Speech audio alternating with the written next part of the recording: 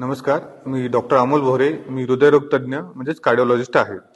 अलीकडच्या काळामध्ये गणेशोत्सवाचं जे स्वरूप खूपच बदललेलं आहे. डॉल्बीचं आणि आवाजाचं जे प्रदूषण आहे खूपच वाढलेलं आहे. हृदयाच्या बाबतीत ह्याचे दुष्परिणाम असे की पहिली 3-4 गोष्टी आहेत. एक, सामान्य माणसाचा सुद्धा हार्ट रेट वाढतो. ब्लड प्रेशर खूप जास्त वाढतो. ज्यांचे ऑलरेडी ब्लड प्रेशर आहेत किंवा हृदयाच्या हार्ट रेट रिलेटेड आजार आहेत त्याचे आजार प्रेसिपिटेट म्हणजे वाढण्याची शक्यता वाढते. तिसरी गोष्ट, ज्यांचे हृदयाचे थोडे कमकुवत आहे, हृदयाचे पंपिंग कमी आहे, ज्यांना ऑलरेडी हार्ट अटॅक किंवा डायलेटेड कार्डिओमायोपॅथी किंवा इस्केमिक कार्डिओमायोपॅथी असे आपण म्हणतो, त्या लोकांच्या ह्या आवाजाचे प्रेशर, वाढलेला आवाज, वाढलेला हार्ट रेट याच्यामुळे ते अजून डिकम्पेन्सेटेड हार्ट फेल्युअर किंवा त्यांना हार्ट फेल्युअर व्हायची सुद्धा रिस्क खूप जास्त वाढते. तिसरी गोष्ट, बऱ्याच वेळेला आम्ही यंग तरुण मुलांमध्ये सुद्धा ह्या आवाजामुळे, वाढलेल्या दडपणामुळे हार्ट अटॅक आलेले सुद्धा आम्ही पाहिलेले आहे. तसेच आजूबाजूला बरेच हॉस्पिटल्स, ॲडमिटेड पेशंट्स, घरी झोपलेले पेशंट हे सुद्धा डिस्टर्ब होऊन ह्यांना सुद्धा हृदयाचा नवीन प्रॉब्लेम उद्भवू शकतो. तर हा जो उपक्रम आहे, जर medical association of Ichalkaranji, GP association of Ichalkaranji आणि डेंटल असोसिएशन यांच्या संयुक्त उपक्रमाद्वारे डॉल्बी मुक्त गणेशोत्सव किंवा लेझर मुक्त गणेशोत्सव हा जो उपक्रम अत्यंत स्तुत्यनीय आहे. तर एक सुज्ञ नागरिक म्हणून तुम्ही सुद्धा ह्या आमच्या संघटनांना पाठिंबा देऊन त्याच्यामध्ये तुम्ही सहभागी व्हा असे आमच्याकडून आवाहन आहे तुम्हाला.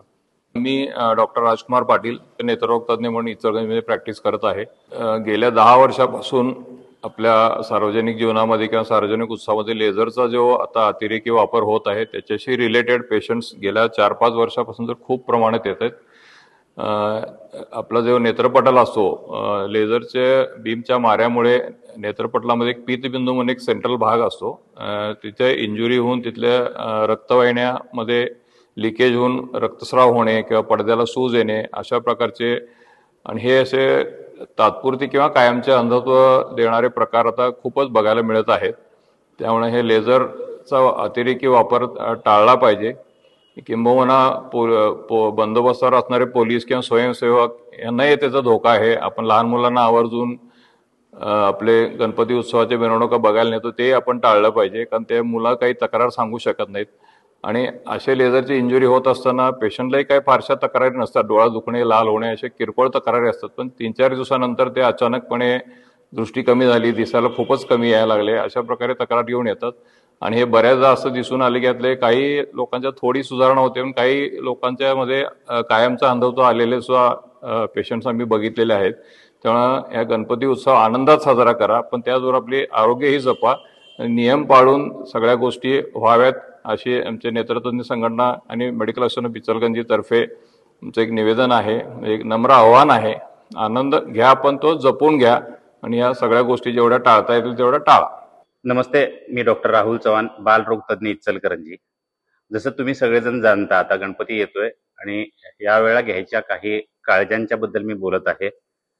लहान मुलांचे कान आणि डोळे भयंकर नाजूक असतात आणि या उत्सवामध्ये लहान पोरांचा सहभाग खूप मोठा असतो. डॉल्बीमुळे लहान मुलांच्या कानांना इजा होऊन त्यांच्या ऐकण्याच्या क्षमतेवर कायमचा परिणाम होण्याची शक्यता असते.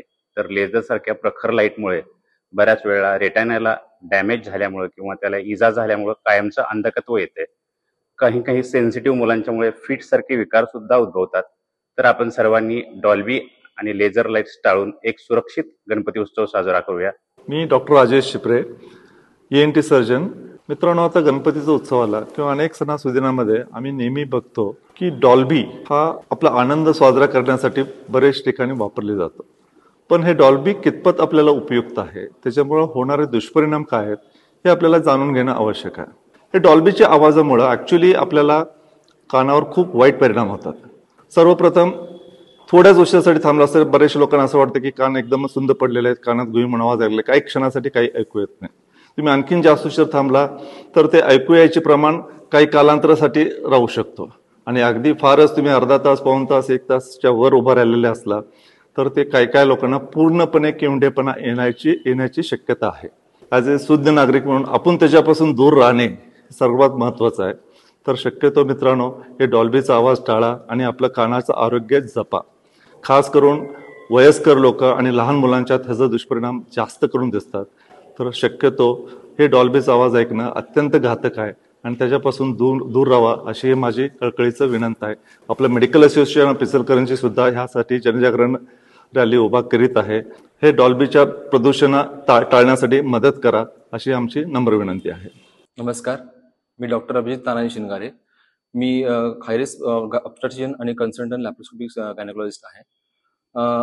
आता आपल्या इथं गणपतीमध्ये जे डॉल्बी आणि ह्याच्यामध्ये वातावरणात जे कर्णकर्कश आवाज येत असतो, त्याच्यामुळे प्रेग्नन्सी जे म्हणजे गर्भवती मातांवरती जे परिणाम होतात त्याबद्दल आपण थोडक्यात बोलणार आहोत. डॉल्बी किंवा ह्याच्यामुळे कर्णकर्कश आवाजामुळे प्रेग्नन्सीमध्ये जे बाळ आहे त्या प्रेग्नन्सीच्या बाळामध्ये थोडंसं वाढीचं प्रमाण कमी होऊ शकतंय. त्याचबरोबर पेशंटला ताणतणाव निर्माण झाल्यामुळे झोप निद्रानाश होऊ शकतो.